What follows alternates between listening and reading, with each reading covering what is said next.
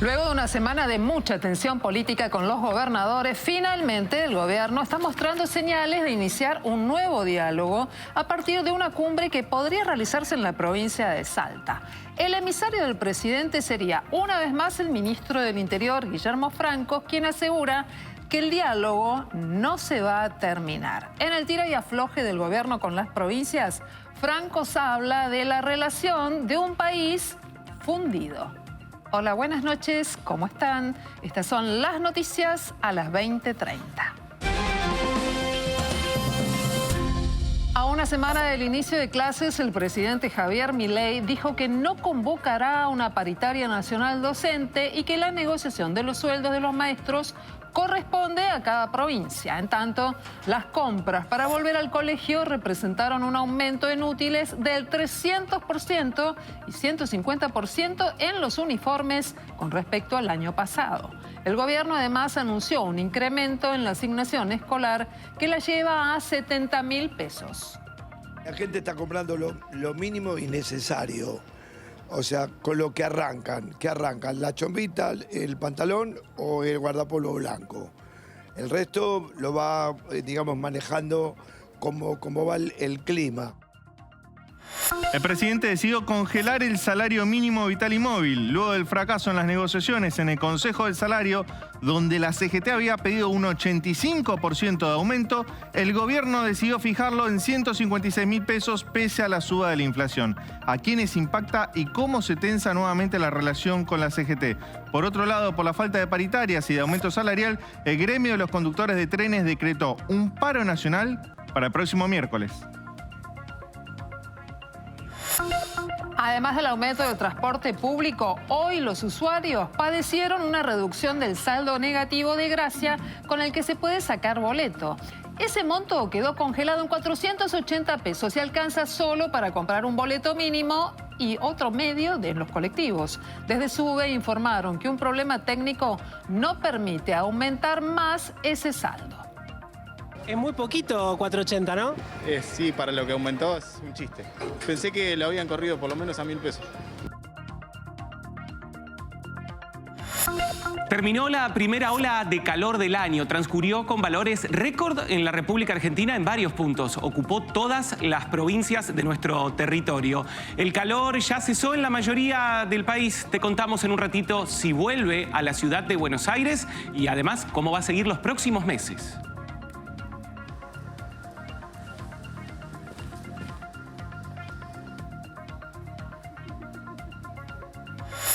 Boca y River están bastante complicados de cara al próximo Superclásico porque tienen algunas lesiones en el plantel en jugadores clave.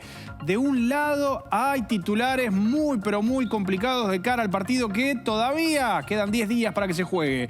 Del otro, bueno, están un poco más tranquilos. River no tiene tantas dificultades, pero sí es cierto que puede tener ausencias clave. En un rato te vamos a contar todas y cada una de ellas.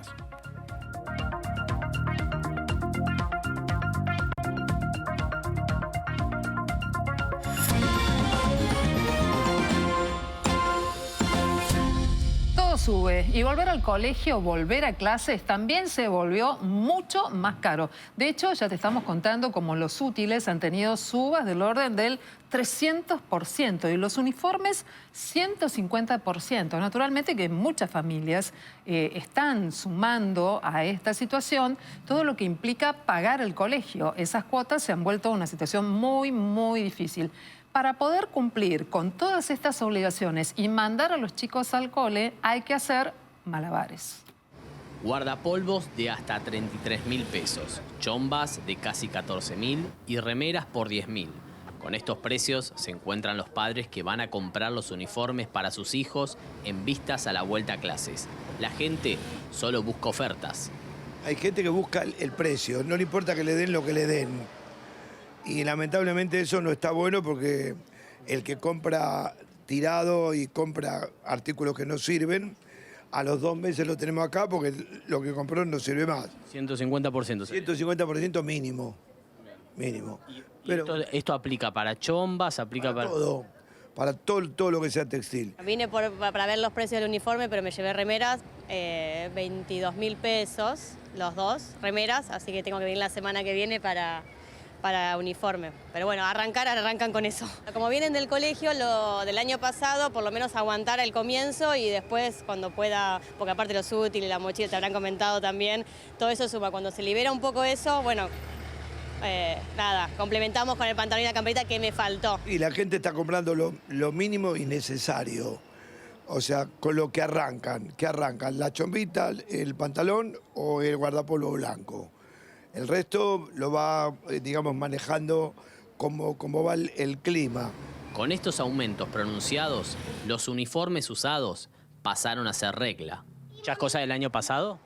Ella que va heredando las cosas de él, pero de él no tengo mucho del año pasado, porque crecen, así que no me queda mucha opción. En librerías la situación es similar. Una canasta de útiles básica no baja de los 50.000 pesos y se estima que el aumento interanual alcanzó el 300%.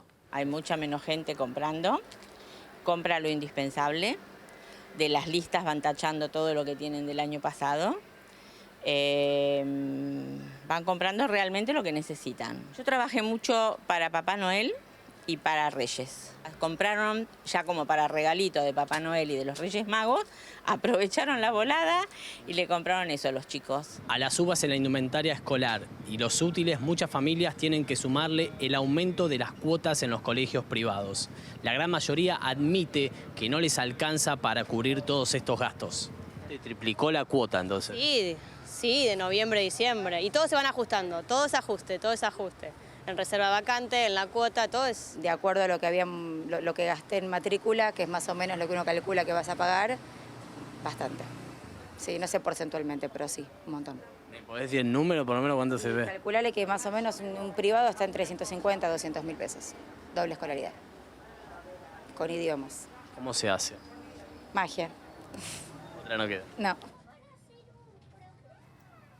El presidente descartó la posibilidad de convocar a una paritaria nacional docente. En un clima de dudas sobre el comienzo de las clases, Javier Milei dijo que eso de estar fijando precios mínimos a él no le gusta. ¿La educación de quién depende? ¿De las provincias? Bueno, entonces es un problema que tienen que resolver las provincias. O sea, ¿qué tengo que hacer yo como nación metiéndome en el tema de los docentes? País federal, por favor. ¿Pero vas a convocar a la paritaria docente nacional o no? Digo, es un problema que tienen que arreglar las provincias. O sea, no vas a convocar a la paritaria docente nacional. Porque la educación, la seguridad y la salud son responsabilidad de las provincias, país federal. Ya lo sé, pero existe algo que se llama salario mínimo docente, claro, que se establece para fijar pautas. Bueno, nosotros tenemos una cuestión de que eso de estar fijando precios mínimos... No, a nosotros no nos gusta eso de andar fijando precios. Para el gobierno nacional, el formato de la paritaria nacional no existe. Sin embargo, esta noche se escuchaban distintas versiones a propósito de poder llamar a una reunión a todas las partes que tienen que ver con la definición del salario docente. Se espera que haya un encuentro, que puedan estar presentes, incluso llegar a conversar cuáles son las posibilidades concretas que existen de generar un aumento. Pero si no hay acuerdo, hasta se escuchó decir que se puede barajar la posibilidad de ir a un decreto. Es algo que se conversa. Y más allá del tema del sueldo de los maestros, una cuestión muy importante es la que pone la mirada otra vez en la posibilidad de que el gobierno nacional declare a la educación como un servicio esencial. Atención con esto, porque si se declara, entre otras cuestiones, puede llegar a limitar toda manifestación de protesta. Y en este contexto, el gobierno además adelantó que la asignación por escolaridad va a aumentar hasta un 311% para los trabajadores que son formales y también para los informales. De esta forma, la ayuda escolar anual alcanzará a 70.000 pesos.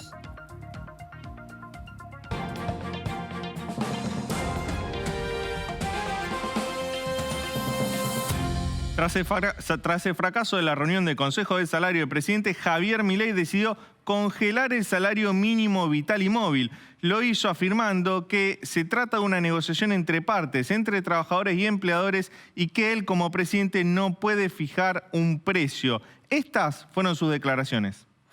¿Y las paritarias generales, se te ocurre alguna manera de que se restituya un poco el salario de la gente? Pero ¿no te parece que eso es una cuestión que tiene que ser abordado por los trabajadores con sus empleadores? Sí, pero... Estamos hablando del salario mínimo, ¿no? Sí, claro. Lo mismo con el Consejo del Salario Mínimo. Lo mismo, pero a nivel general.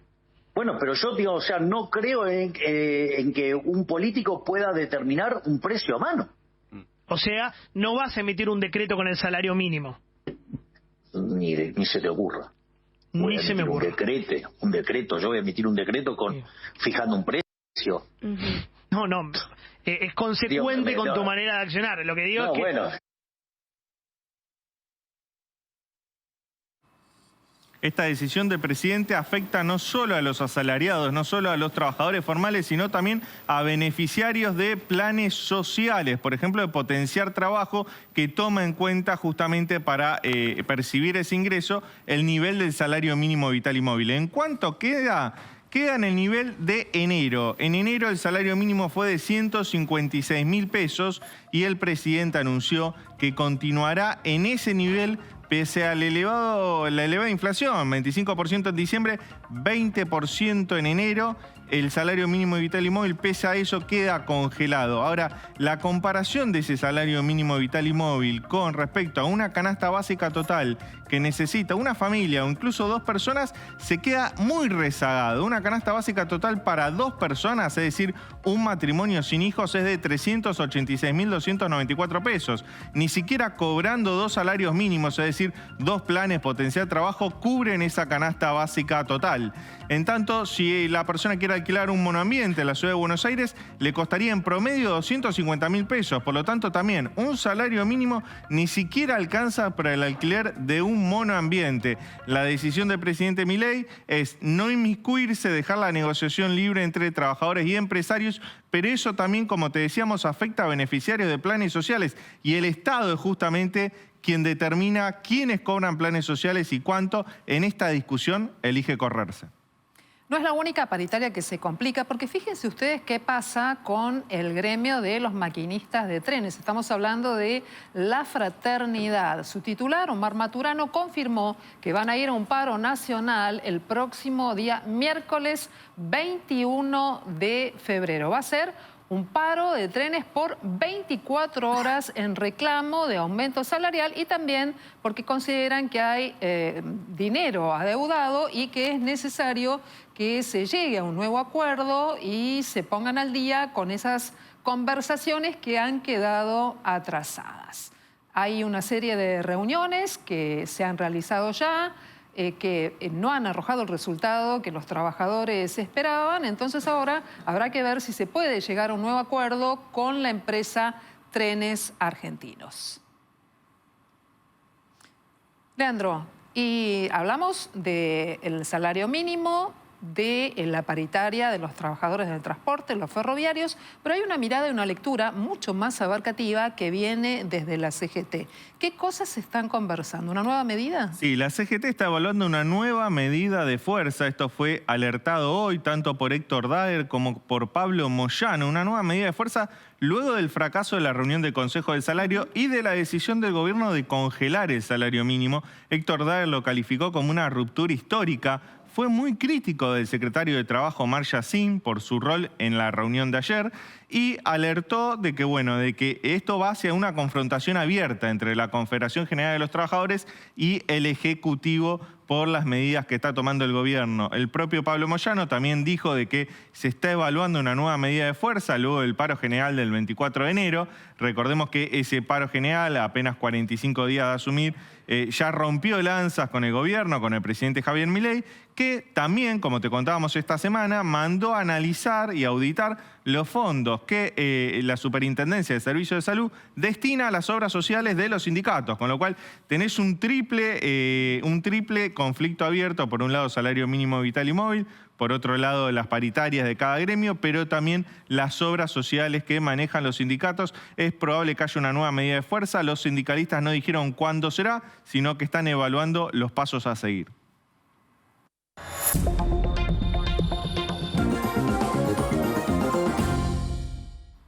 Y Y al aumento en el transporte público se suma otro nuevo problema para poder viajar.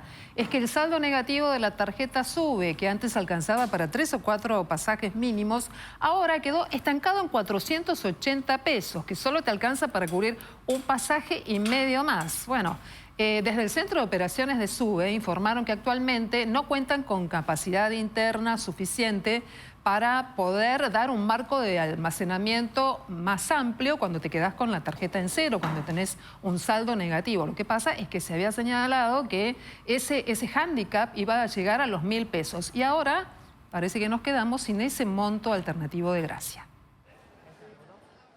¿No llegaste? No, no llegamos. ¿Y ahora qué vas a hacer? Y él no llega, es mi hermanito. Ahora no sé. Ahora pedirle a alguien que nos mande plata porque no podemos viajar. Esta situación fue habitual durante los últimos días en trenes y colectivos. Es que por un problema técnico, el saldo negativo límite de la SUBE quedó en solo 480 pesos. Este monto solo alcanza para un boleto mínimo y medio de colectivo. Está a 480 el mínimo. Sí, ya sé. Ah, ¿te parece? Vas a tener que cargar ahora. Y sí.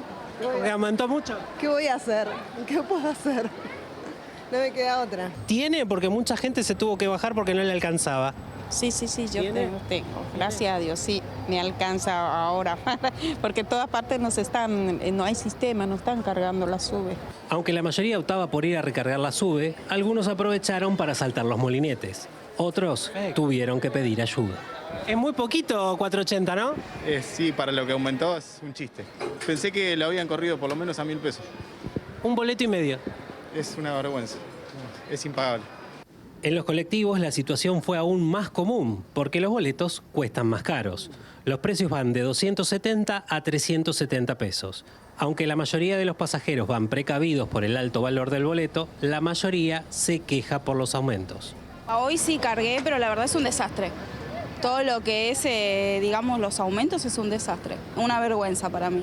Claro, pero es como muy poquito 480, por ahí sí, ya con un solo boleto y medio ya tiene que ir y cargar de nuevo. Tenemos que ir y cargar de nuevo y para la gente que trabaja es un montón.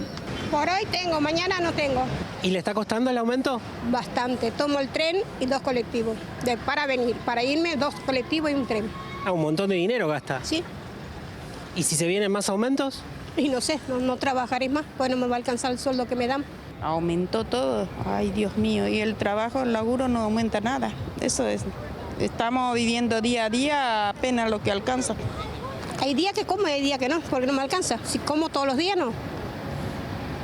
Ahí paso con galletitas y nada más. ¿Qué voy a hacer? Los colectiveros afirman que son muchos los pasajeros que se tienen que bajar de la unidad porque no les alcanza el saldo. Algunos optan por pedir una tarjeta prestada y así pagar el boleto. Otros tienen la opción también de cargar la tarjeta a través de una app. Algunos colectiveros afirman que muchos pasajeros que se quedan sin saldo optan por recargar la SUBE por Mercado Pago arriba del colectivo y acreditar el saldo en la unidad. Este proceso, de todas maneras, depende de que el colectivo tenga la tecnología que lo hace posible.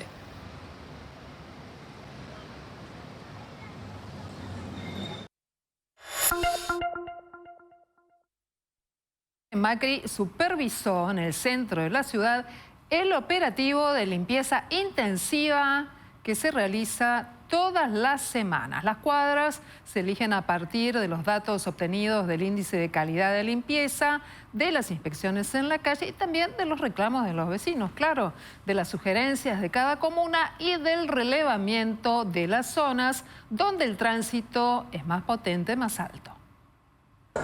Uno de los compromisos que asumimos desde que llegamos al gobierno es mejorar el uso y el disfrute del espacio público. La seguridad es uno de los requerimientos, el orden y la limpieza es otro. Venimos reforzando los sistemas de limpieza en zonas críticas porque hay mucha gente que duerme en situación de calle, que revuelve mal la basura, que desordena y eso les genera una consecuencia a muchos de ustedes que quieren simplemente disfrutar y transitar por el espacio público.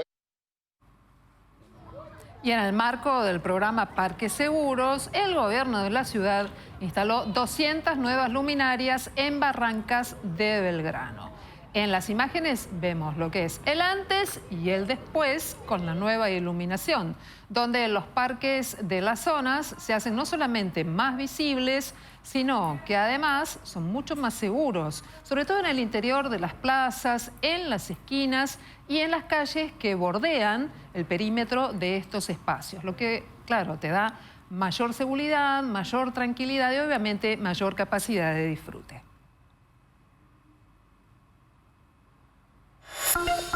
En un vuelo de Aerolíneas Argentinas que viajaba desde Bariloche hacia Ezeiza, hubo que aterrizar de emergencia en el aeropuerto de Neuquén. En medio del vuelo, la cabina tuvo un problema de desprurización, bajó la presión en la cabina, y el avión cambió su curso. Varios pasajeros requirieron atención en la enfermería debido al malestar que genera esta situación. Obviamente se observaron cuadros con descomposturas varias y durante la espera del nuevo avión, algunos pasajeros tuvieron que ser alojados en habitaciones de hotel. Sin embargo, la mayoría permaneció en el aeropuerto.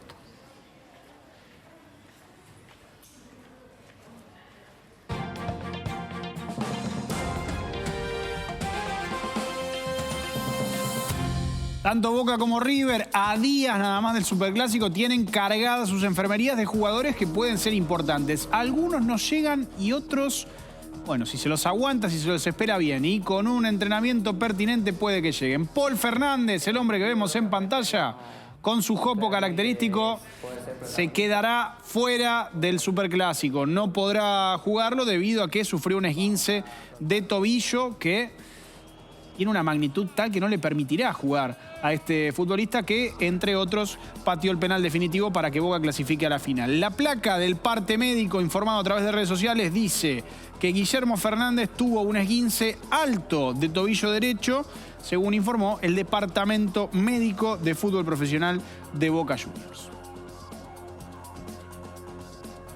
Del otro lado tampoco hay excepciones, pero la cosa viene un poco más liviana, porque River tiene a su jugador estrella, al que mejor le rindió en este campeonato, que es Miguel Ángel Borja, con una lesión que hasta ahora lo marginará del próximo partido, del encuentro ante Banfield.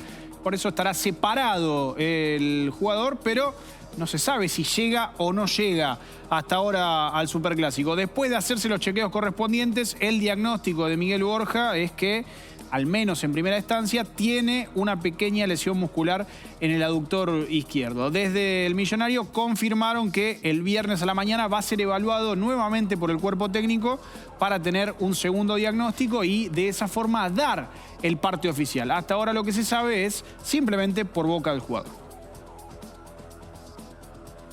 Se jugó un partido amistoso bastante entretenido, aunque no dentro de la cancha. Sí entretenido porque tuvo condimentos de todo tipo. De un lado, el Inter Miami, de todas las estrellas y de Lionel Andrés Messi. Del otro, Newell's Old Boys de Rosario, el club de los amores de Messi, en el cual pudo hacer parte de su formación infantil y también tuvo la chance de ver o de tener o de vivir algunos momentos increíbles con ídolos suyos como el Tata Martino, actual entrenador del Inter Miami. El encuentro terminó 1-1 sin grandes exaltaciones. Fue Borgelín quien abrió la cuenta para el conjunto de las Garzas y lo hizo con la presencia de Messi durante los primeros 60 minutos de partido. Ya después, bueno, la cuestión fue distinta. Díaz empató a los 83 para Newell's Old Boys de Rosario y antes de que Messi se retire hubo un nenito que, bueno, quiso cumplir su sueño y el de muchos más. Se decidió a invadir el campo nada más que para abrazarlo, pero los muchachos de seguridad hicieron lo suyo para cortarle el sueño al pequeño fanático que tiene Lionel Messi.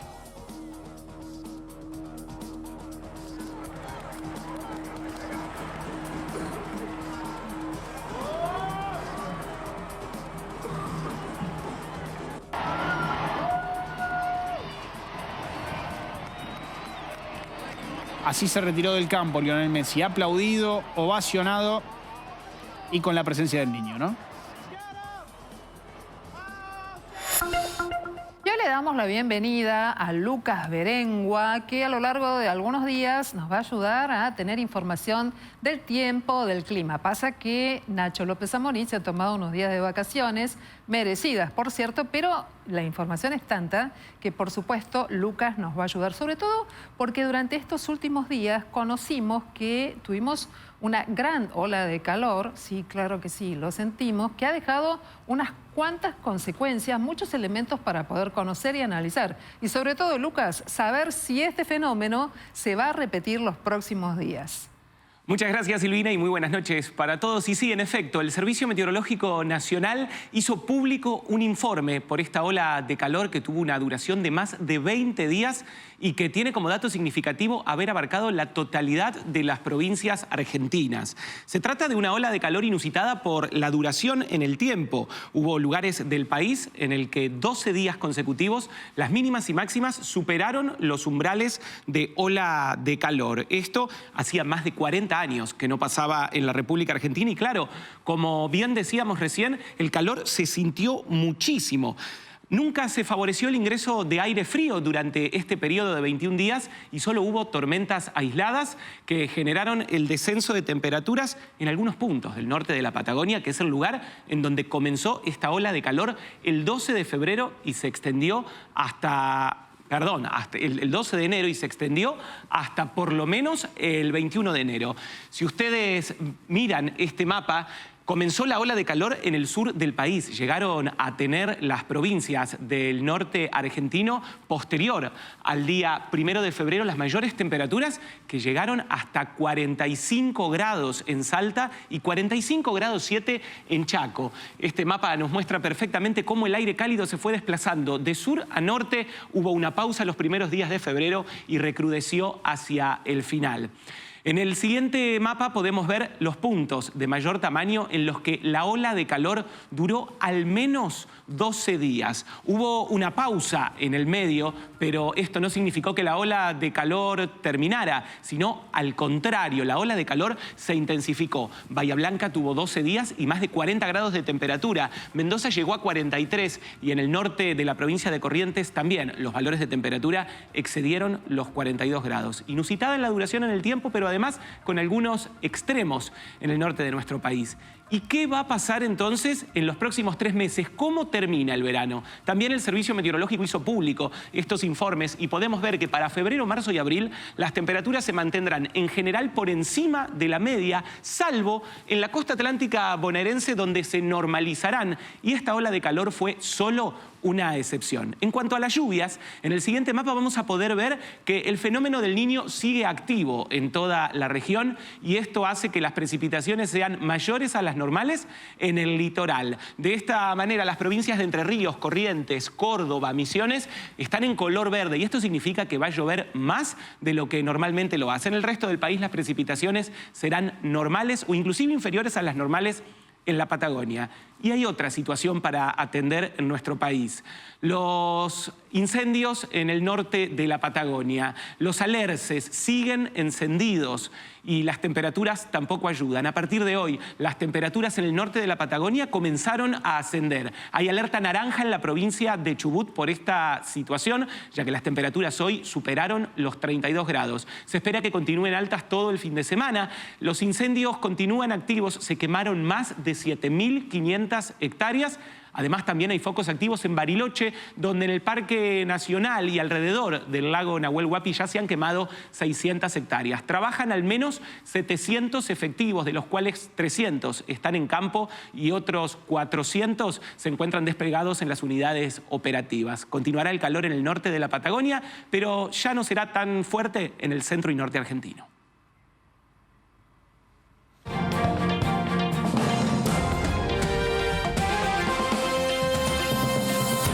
Encontraron muerto en la cárcel al principal opositor a Vladimir Putin. Se trata de Alexei Navalny, que tenía 47 años y era uno de los críticos más visibles y persistentes del Kremlin y estaba detenido en una cárcel al norte del Círculo Ártico, donde cumplía una condena de 19 años por el delito de extremismo bajo un régimen que era especial. El Servicio Penitenciario Federal ruso informó a través de un comunicado que Navalny se sintió mal y que esto ocurrió después de dar un paseo y que casi inmediatamente perdió el conocimiento. Cuando llegaron los médicos, afirman, Navalny estaba sin signos vitales.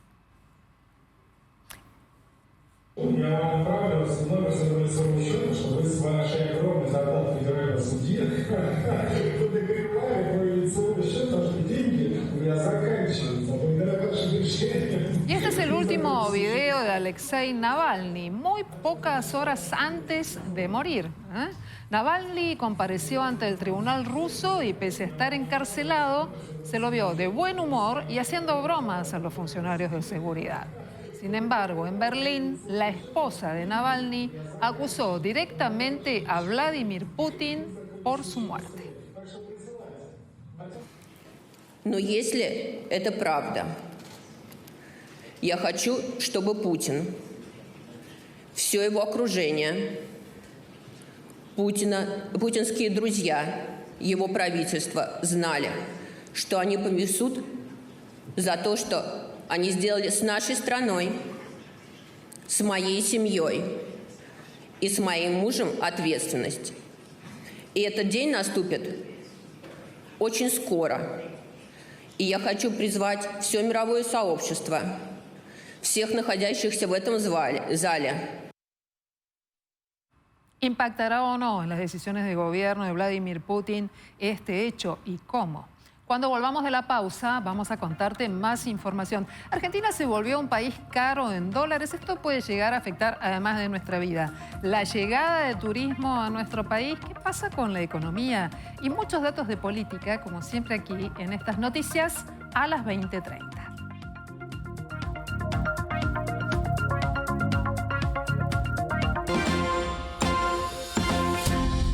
Hay muchas conversaciones en el gobierno alrededor de la posibilidad de eliminar fondos fiduciarios. Mucho dinero allí manejado, algunos que aluden a la transparencia. ¿Qué implica esto? Porque en algunas circunstancias el gobierno no puede renunciar a determinado manejo de fondos. ¿Cómo lo va a hacer entonces? Así es, el gobierno está analizando que el presidente Javier Milei firme un decreto justamente para eliminar estos fondos fiduciarios. Fondos fiduciarios que llegarían a los 2.000 millones de dólares. El gobierno se quiere hacer de esos fondos justamente para seguir reduciendo el déficit fiscal. Lo anunció ayer el presidente Javier Milei en una entrevista y hoy lo confirmó el vocero presidencial Manuel Adorni. En primer lugar, les quiero comentar que el presidente Javier Milei decidió eliminar determinados fondos fiduciarios que, por supuesto, entendemos que, especialmente el presidente, que carecen de transparencia y que son parte de lo que denominamos cajas de la política. Estos fondos fiduciarios, representan cerca de medio punto del producto, en torno a los 2.000 millones de dólares. Fondos estos que existen desde hace unos 30 años. Nosotros finalmente vamos a terminar con estas cajas. El argumento del gobierno es que se tratan de cajas políticas que son manejadas en algunos casos por gobernadores y que no hay transparencia en el manejo de los fondos. La disputa viene desde la ley Ómnibus, cuando mandaron dentro del articulado la posibilidad, la facultad para eliminar estos fondos y los diputados votaron en contra. Bueno, pero se trata de muchos fondos de distinta índole. Hay uno, por ejemplo, es el Fondo Estabilizador del Trigo. Es un fondo que se concibió durante el gobierno de Alberto Fernández para mantener controlado el kilo de pan, justamente en el contexto de estallido de la guerra en Ucrania. Después está el FONDEF, el Fondo Nacional de Defensa. Son distintos fondos, algunos creados por ley, otros por decreto, que el gobierno eliminaría justamente también por decreto. Se está evaluando que el presidente grabe una cadena nacional la semana que viene para anunciarlo públicamente. Y más allá de este tema, hay un estudio que apareció durante estas últimas horas que nos resultó muy llamativo porque habla del hecho de que la Argentina se ha vuelto un país caro, lo sabemos, pero además caro en dólares. Leandro, ¿por qué? Sí, esto sucede primero por la devaluación, la brutal devaluación de diciembre, la alta inflación y la corrección de precios relativos. Argentina se encareció en los últimos 3 meses en dólares, pero sin embargo no llega a ser tan cara en dólares como los Estados Unidos. Esto es un estudio que hizo la consultora económica Econviews, que comparó precios de alimentos en la Argentina y en Estados Unidos. Un ejemplo es el kilo de pan francés, que en la Argentina en enero de 2024 costaba $1.57 y en Estados Unidos $4.48. Por otro lado, el litro de leche fresca en Argentina está 74 centavos de dólar y en Estados Unidos por encima del dólar. En los últimos 3 meses, la canasta básica en Argentina, a medida en dólares, aumentó entre un 40 y un 100%. Es decir, Argentina se está encareciendo en dólares, pero todavía los precios no llegan medido en dólares a los de Estados Unidos. Ahora hay que decir algo, los salarios tampoco llegan a los de Estados Unidos. En Argentina un salario promedio es de $250, en Estados Unidos un salario promedio es de $1.200. Estábamos hablando de 6 veces más en Estados Unidos que gana un trabajador que en la Argentina. Por lo tanto, Argentina se está encareciendo en dólares, pero los salarios de los trabajadores no están avanzando y eso está generando una caída del poder adquisitivo, medido en pesos, pero también medido en dólares. Vamos a invitar a esta conversación, Leandro, a un economista, en este caso es Agustín Echevarne, de la Fundación Libertad y Progreso. Agustín es docente. ¿Cómo estás, Agustín? Buenas noches. ¿Cómo va todo? Muy bien, buenas noches. Un placer charlar con ustedes. Igualmente. Bueno, no sé si vamos a discutir hoy, Agustín, pero de todas maneras siempre tenemos preguntas. Nos estamos volviendo muy caros en dólares. No sé si este es un camino a la dolarización en un contexto en el que los ingresos son bajos. El trabajo empieza a mostrar algunas señales preocupantes respecto del número de personas empleadas y la verdad es que nos interesa mucho tener tu mirada. Sí, es totalmente cierto lo que estás diciendo, porque nosotros estamos enfrentando una situación donde los salarios en Argentina vienen cayendo de manera paupérrima desde el 2011 para acá y por supuesto como el gobierno actual recibió una herencia terrible, estamos pagando la fiesta del plan platita de Massa, de todo el gobierno pasado, pero sobre todo el último año, que fue un verdadero desastre. El propio Rubinstein, que era viceministro de Massa, él admite que después de las elecciones había que hacer este ajuste que se está haciendo.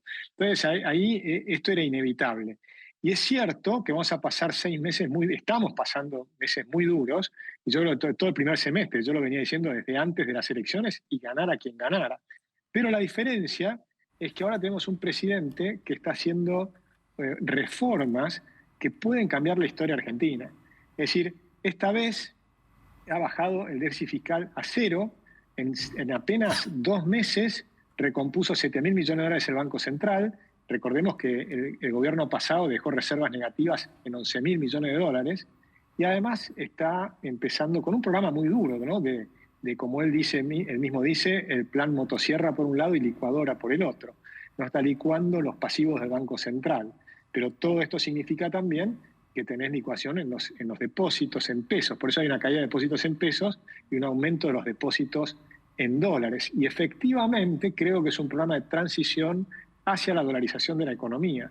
Y yo creo que va a ser un antes y un después. La Argentina en los próximos años, este es un año muy complicado, pero yo estoy convencido que en los próximos años Argentina empieza a salir del pozo. Agustín, ¿y vos para cuándo, de acuerdo con los estudios que estás haciendo, cuándo pensás que puede darse ese proceso de dolarización de la economía en la Argentina? Bueno, depende mucho de la decisión del presidente. Yo lo hubiera hecho el primer día, la verdad.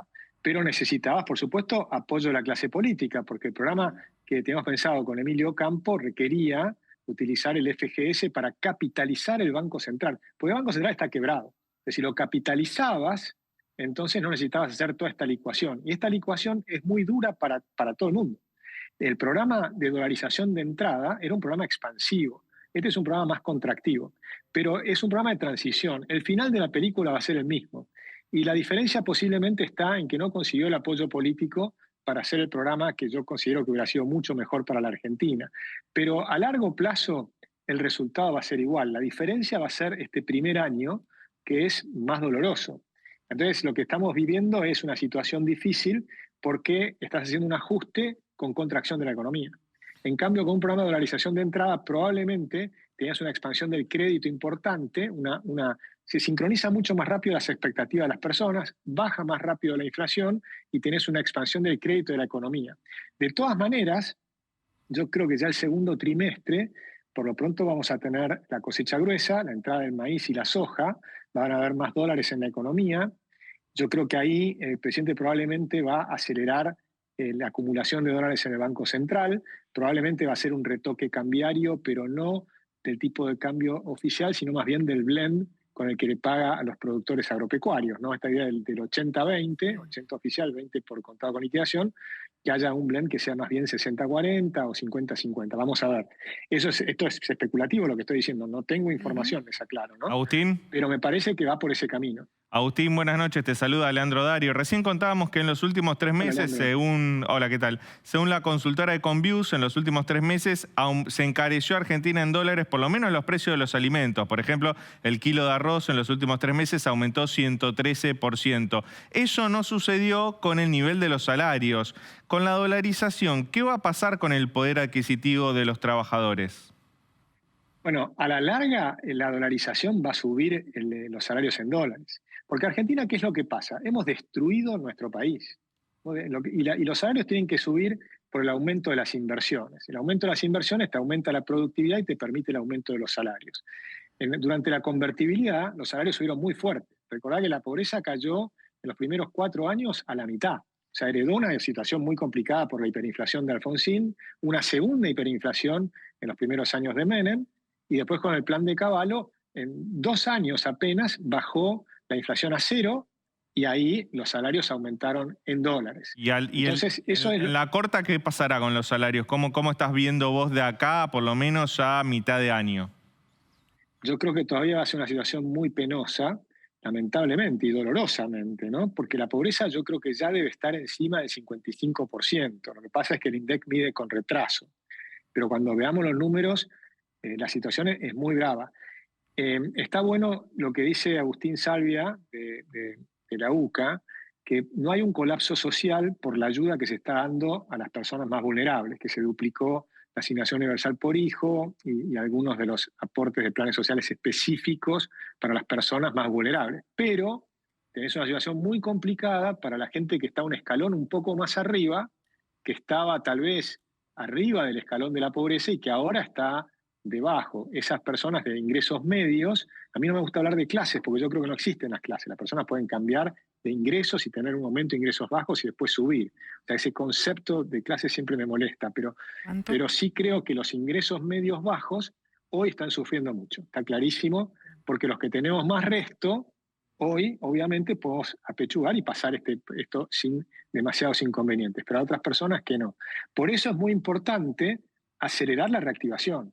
Y ahí hay un papel de todos los gobernadores que pueden colaborar, y la política en general, y apoyar las leyes que permitan la reactivación. Porque no es solo eliminar los fideicomisos, que fue lo que trabó la ley. Había muchas cosas muy positivas en la ley, que los 144 diputados que votaron en general estaban de acuerdo que eran positivos. Entonces, que saquen leyes específicas apenas empiece, bueno, pero aunque sea una por una. Agustín, ahí muchos gobernadores y muchos legisladores que aprobaron en general estaban dispuestos a dar el voto a muchos proyectos, incluso algunos de carácter impositivo.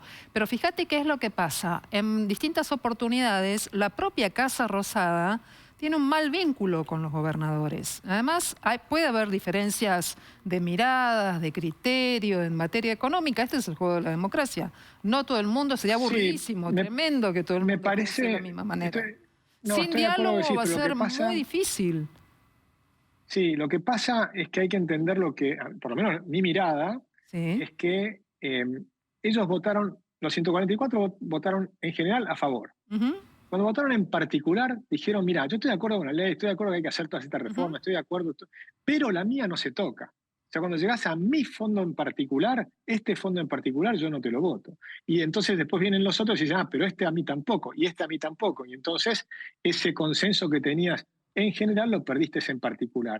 Y eso fue lo que enojó al presidente. Ni siquiera eran artículos. En muchos casos eran porciones mucho más pequeñas, en un gran consenso que fue muy trabajoso de lograr. Pero espera que hay una cuestión que quiero compartir, que me parece, hablando de la dureza de este tiempo y de tomando tus palabras, de lo intenso que va a ser este año, datos de la Universidad de Itela que señalan que durante los últimos 3 meses, 3 millones de personas han bajado en su condición, en su estándar de vida y han pasado a ser considerados pobres.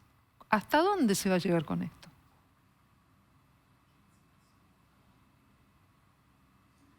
¿Esperamos el informe o respondo? No, respondeme.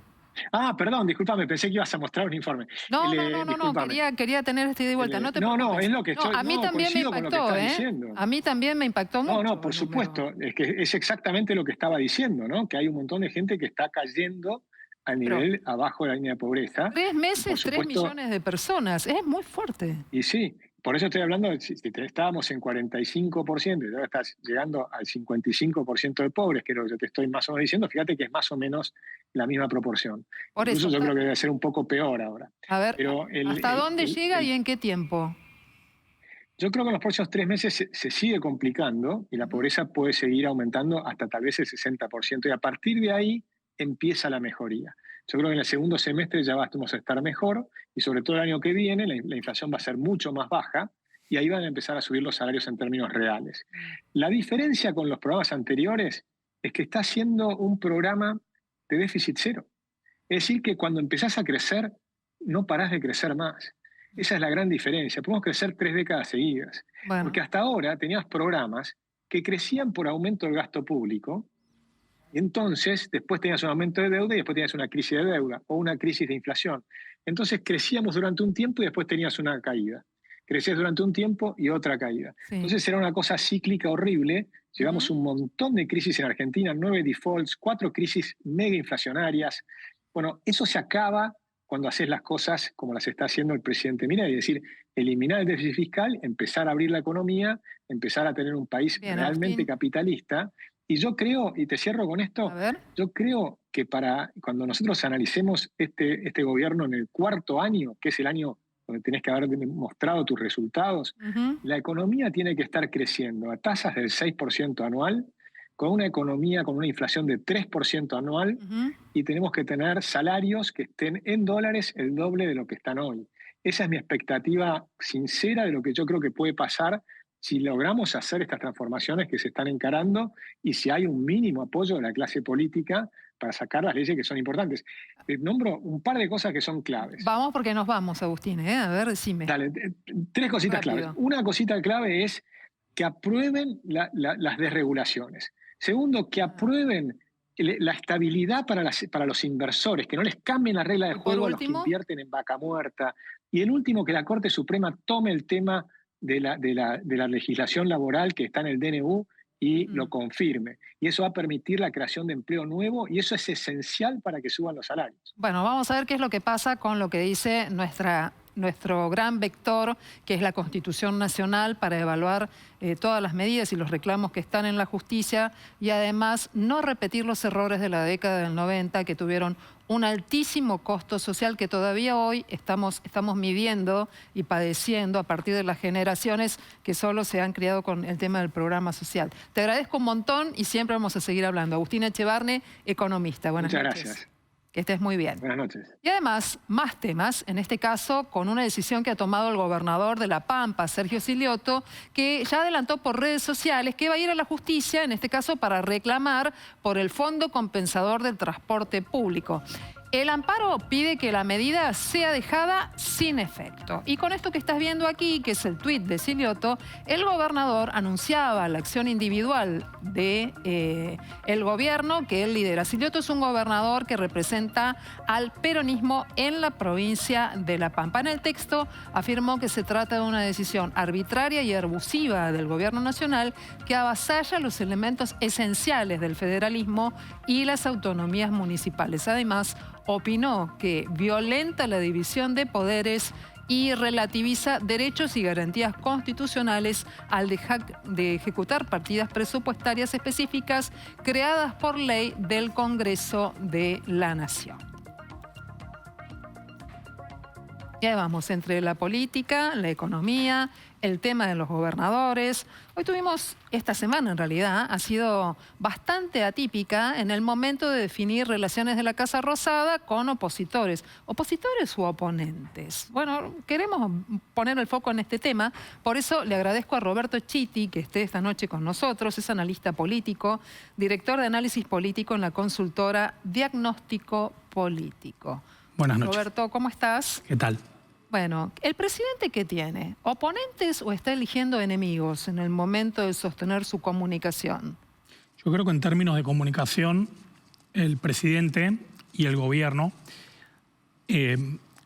han tomado una definición estratégica que tiene que ver con tensionar con todo aquel que no suscriba en alguna medida lo que el gobierno interpreta es un mandato mayoritario de la ciudadanía argentina que tiene que ver con desregular la Argentina, sobre todo en la economía, pero también en otros campos sociales. Entonces, todo aquel que está enfrente o que es neutral ante esto, como vimos, por ejemplo, en el tratamiento de la ley Bases o ley Ómnibus, pasa a ser enemigo. Lo que hay que medir acá es el éxito o no de esta estrategia. Todavía estamos transitando la primera fase, si se quiere. Primero, el gobierno eligió confrontar con determinados actores como sindicatos, como organizaciones sociales. Fueron los primeros que se manifestaron en las calles. Recordemos el paro más tempranero, si se quiere, de la historia argentina. En enero apenas asumió Milei. Y ahora, o posteriormente, ese enemigo pasó a ser el bloque, digamos, de gobernadores, o al menos parece ser el enemigo que eligió el gobierno, en función de que algunos legisladores, algunos diputados que se habían comprometido, en virtud de acuerdos con los gobernadores, a apoyar en general y en particular esta ley. Aparentemente el gobierno se sintió decepcionado o entrampado, víctima de una trampa cuando se estaba tratando esta ley, y pone directamente ya y con la vehemencia, con los modos de Milei que comunicacionalmente le han resultado exitosos durante la campaña y que hasta el momento todavía es prematuro evaluar si van a ser exitosos o no durante la gestión de gobierno, pero es el mecanismo con el cual él se siente cómodo para conectar con la sociedad y con el hartazgo de la sociedad, poniendo un enemigo enfrente. Ahora, el problema es que esto, con esto cierro la idea, el problema es que esto obtura, dificulta cualquier ámbito de negociación que va a ser necesario para tener algunos logros en el plano al menos legislativo. Está claro que en el plano de algunas medidas que no requieren tratamiento legislativo, el gobierno mostró decisión y firmeza para ir adelante. Sí, ahora es muy curioso esto porque vos mostrabas o hablabas de un gobierno víctima de un desacuerdo, pero a la vez se muestran como gané yo y me dejaron los dedos marcados, ¿no? Ese intento de dar la vuelta, mientras que la comunicación es picante, la gestión no se ve tanto todavía, ¿no? Sí, yo creo que el gobierno, más que decir yo gané, lo que dijo es el pueblo está defraudado por la forma en que ustedes... No, el gobierno dijo yo gané. Yo tomé la decisión de mandar esta ley a otro lugar. Yo ahí tengo un matiz de interpretación. Yo por lo que escucho. Sí. No por lo que interpreto, sino por lo que escucho. Está bien, pero el gobierno lo que dice es de una forma u otra logramos nuestro objetivo. Ahí me sintonizo con lo que estás expresando. De una, o por las buenas o por las malas, el déficit cero, el ajuste se hace. Ustedes podrían haber accedido a esto por las buenas, de manera negociada en el Congreso, se ponen en una actitud que nos obliga a lograr los mismos objetivos por otro canal, que no es una ley, sino que es medidas unidireccionales del Ejecutivo, como por ejemplo la no transferencia de los fondos, por ejemplo, para el fondo de compensación del transporte en el interior. Entonces, desde esta perspectiva, coincido, el gobierno se siente ganador, pero en realidad lo que el gobierno también quiere mostrar es, fíjense quién está de cada lado, quién está del lado del pensamiento mayoritario expresado en el 56% de las urnas y quiénes se ponen del otro lado. Entonces me parece que ahí es donde la batalla comunicacional quiere plasmarla, quiere plantearla el gobierno, ¿no? En esa dicotomía, ¿no? Ese estilo de confrontación permanente va a funcionar en la medida que el presidente sea popular. Ahora, si no baja la inflación y si no se recompone el poder adquisitivo, esa popularidad que hoy tiene seguramente se va a ver erosionada. ¿Es una estrategia que tiene fecha de vencimiento? Coincido en que, sin dudas, que en tanto y en cuanto el gobierno no muestre algunos logros, sobre todo en lo concerniente a la inflación y a la economía más en general, esa popularidad que todavía ostenta, producto de las últimas elecciones, en las cuales se manifestó de manera muy contundente, se va a ir erosionando. Pero el gobierno, por eso me parece, y por eso yo ponía el énfasis en esto de la estrategia dicotómica, es que todavía tiene un argumento, todavía tiene una explicación. La realidad argentina no se puede explicar por 2 meses de gobierno, claro. Se explica por décadas. Y es ahí donde el gobierno pone el acento, en decir, los responsables de estas décadas están acá. Nosotros estamos acá. Ya anticipamos en campaña que iba a ser difícil, que no iba a ser de un día para el otro, que el camino estaba cargado de obstáculos y había que transitar un desierto, que lo estamos transitando. En este tránsito por el desierto, ¿quiénes están del lado de lo que nosotros consideramos que es la solución y quiénes se están oponiendo? Me parece que ahí se está jugando esta estrategia, que claramente en la medida en la que, digamos, algunos resultados se empiecen a percibir, sobre todo en el bolsillo de la ciudadanía, va a ser más fácil este tránsito. Adicionalmente, el gobierno conecta con otras sensibilidades de la sociedad, por ejemplo, con la política de seguridad. Hubo un mandato de la sociedad respecto a que no quería más piquetes, que no quería más liberación de presos, que quería una política, si se quiere, más de mano dura, y el gobierno destaca, primero pone a Patricia Bullrich y después la destaca, Milei en estos días la destacó como una ministra que está teniendo logros, exagerando un poco, muy plausibles. Bueno, el gobierno también busca como, digamos, conectar desde otras variables para sostener, digamos, si se quiere, un relato de, bueno, pueblo versus casta, cambio versus continuidad, o, si se quiere, liberalismo versus estatismo, ¿no? En estos Roberto, distintos andariveles. Habrá que ver qué es lo que pasa en el plano concreto cuando las personas van a su trabajo y saben si pueden entrar o no pueden entrar, si cobran su sueldo o no lo cobran, si rinde hasta el 10, el 15 o el 20. Se entiende que ante falta de resultado económico vaya por un camino alternativo. Lo que no se entiende tanto es la discusión del presidente con artistas populares, ¿no? Como Lali Espósito. Pero espera que vamos a volver sobre esto, porque estábamos hablando del tema de política, casta, interpretación, cómo va a quedar la relación aquí en adelante. Guillermo Francos, el ministro del Interior, que hasta aquí ha mostrado una de las variables del diálogo más fecundas dentro del gobierno de Javier Milei, ha sido un interlocutor que ha hablado mucho y con todos los sectores, tuvo unas declaraciones muy fuertes hoy. Vamos a compartirlas y después me contás qué pensás de ellas. Sin duda una diferencia de opinión, diferencia de visión, que no tiene por qué generar un diálogo roto. Yo no creo que el presidente tenga la vocación de romper el diálogo con el resto de los gobernantes de la Argentina, ¿no? De hecho, yo lo mantengo, yo voy a participar de reuniones con gobernadores. De hecho, el martes próximo voy a ir a Salta, a la celebración del 20 de febrero, y ahí me voy a juntar con otros gobernadores y conversaremos. El tema es ir encontrando los mecanismos y los caminos de un nuevo gobierno para ver cómo se establece la relación en una circunstancia muy particular de la historia argentina, de un país que está fundido, porque hay que partir de esa base. La Argentina está fundida. Esta cuestión, ¿no? Encontrar un mecanismo que permita las relaciones en una Argentina, en un país que está fundido. Esto es un textual del ministro del Interior, Guillermo Francos. ¿Cómo se construye? Cuando hay una virulencia dialéctica, cuando se reconoce un escenario en el que estamos fundidos y, sin embargo, hay que dialogar y construir. Sin dudas, Milei ha hecho gala de esto de tensionar las relaciones, la comunicación, si se quiere, con determinados actores políticos y sociales. Lo vimos claramente, por ejemplo, con la cantidad de barbaridades que en su momento dijo respecto a la figura del Papa. Luego pidió perdón y luego tuvo un encuentro hace escasos días en los cuales hubo una manifestación recíproca de afecto y hasta incluso de ciertas sintonías en algunos temas. Me parece que eso es parte también de esa estrategia de decir, bueno, digamos, tabula rasa, borrón y cuenta nueva. Con los gobernadores por ahí lo mismo, porque también, y esto se dijo bastante durante la campaña, al fin y al cabo, ¿qué es casta para la concepción, si se quiere, política de Milei? Casta, en definitiva, es aquel que no está dispuesto a cambiar para sumarse en alguna medida a las ideas de la libertad.